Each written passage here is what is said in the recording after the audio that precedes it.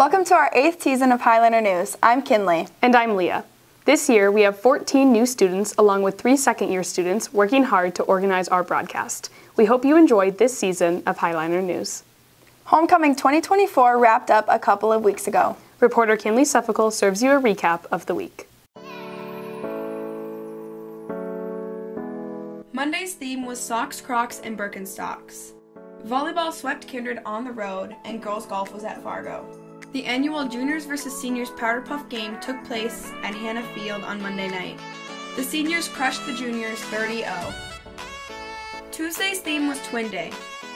Volleyball was at Shanley, boys tennis hosted Red River, and cross country was at Castleton. Wednesday was Class Color Day. We had a presentation by Hunter Pinky and got out of school early for float building. Thursday was Tropical Thursday.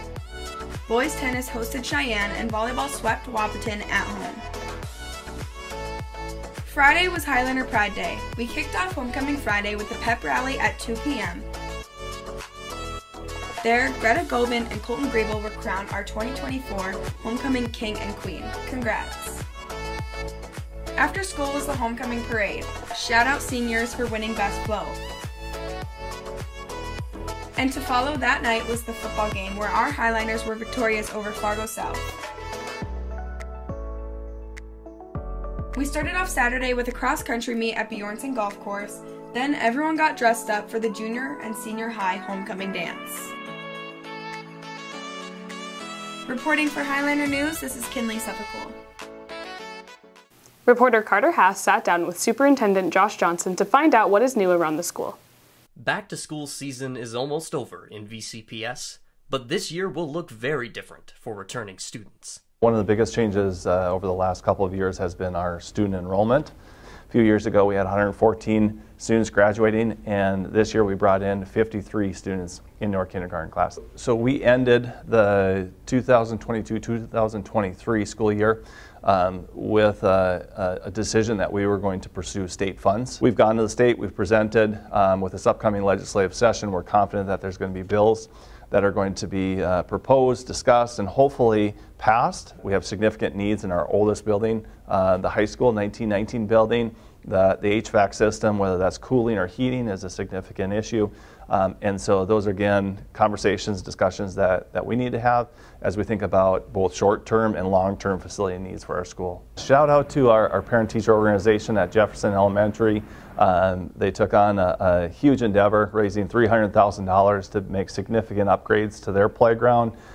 Using that playground with the new turf, the new mulch, it's a safety component, but it's going to increase access and use as we get into these winter months and not having to deal with the mud, not having to deal with just, again, the deterioration of the mulch that was down there. Again, will help everybody stay safe, but have also an enjoyable place to play. We have now made some changes at the high school, moving all visitors during the school day up to the north entrance. We've put a set of security doors on the inside, so anyone who comes in has to go through the office. Again, all that is being done just to make sure that we know who's in the building and to make sure that our students are safe. Reporting for Highliner News, this is Carter Haas.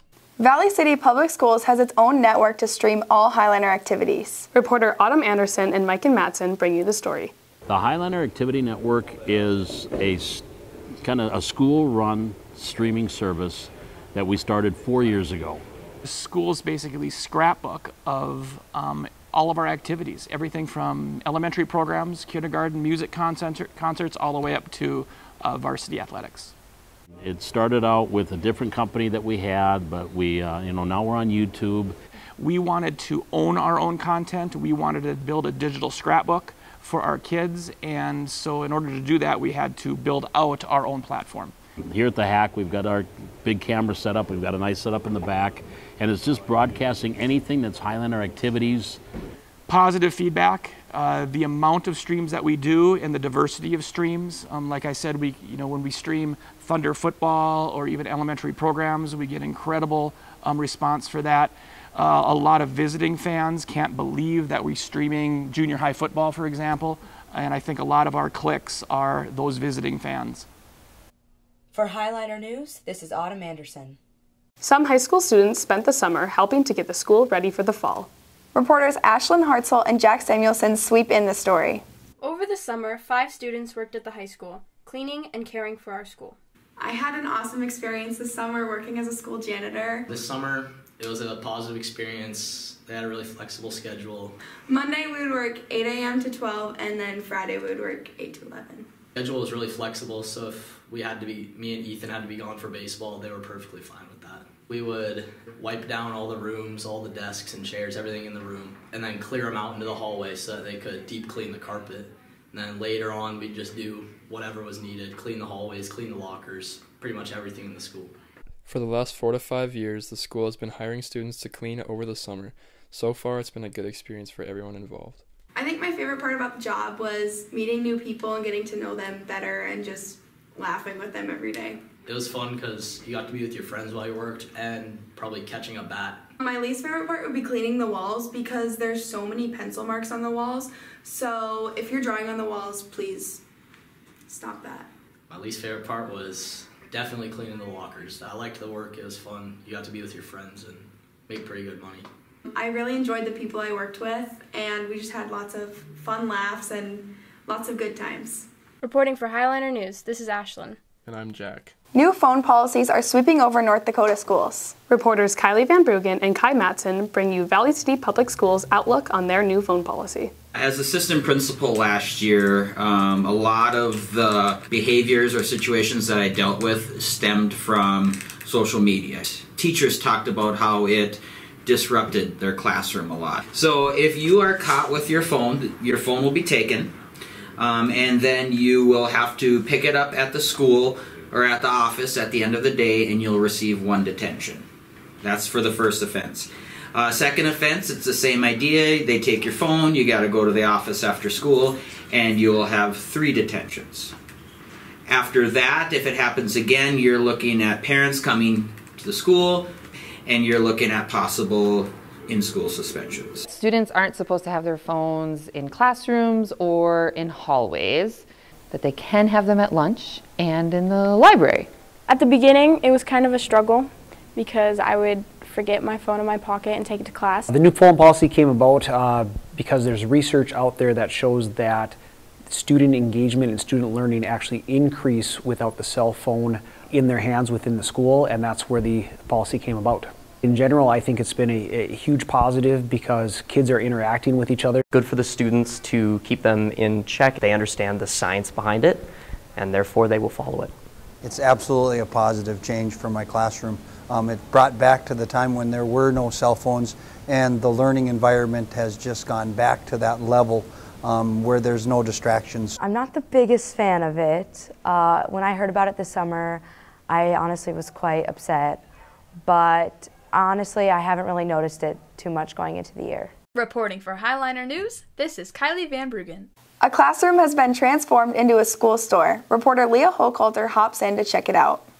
What once was a classroom is now a store for students. The Highliner Crossing is just a place where students can get snacks, beverages, school supplies, and it's also a place to hang out if upper level students have open campus privileges. I think we've been talking about this since I got hired here 10 years ago, so it's been a long time coming. I think about 5 years ago, we got pretty serious about doing some marketing research to find out what students and staff wanted, and then it just took a few years of pushing and trying to make it happen, and we've got some extra space now, so it finally happened. Marketing students in the last couple of years have come up with ideas for names. We wanted something that had to do with the bridge and being a Highliner, and so we thought the crossing made sense. Because it's just kind of right at that central point where you come into the high school and a place people walk by frequently. It's actually a class that they're taking. It's called Retail Store Management. And when they, so it's a little more flexible than your traditional class because you can make it work around your other class schedule. We just try to spread out so that we can have the store open as much as possible. And students are actually going a little bit above and beyond by having taking one morning a week to have it open from 8 to 8:30. So to keep costs low in the Highliner Crossing, the students are pressing the apparel themselves, so that we're picking out garments, t-shirts, hoodies so far. We'll probably get into some more fun things pretty soon. But they're actually using the heat press and making the apparel ourselves, which is keeping costs low and a good experience for them as well. We will soon be offering coffee and eventually want to offer teas. So we're just trying to figure out what we can offer in terms of the nutritional policy. But I do really hope that people use the space as like a place to gather with friends and hang out, and just as another space in the building.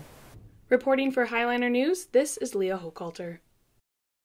Be sure to follow VCHS DECA on Instagram for updates regarding store hours, specials, and sales.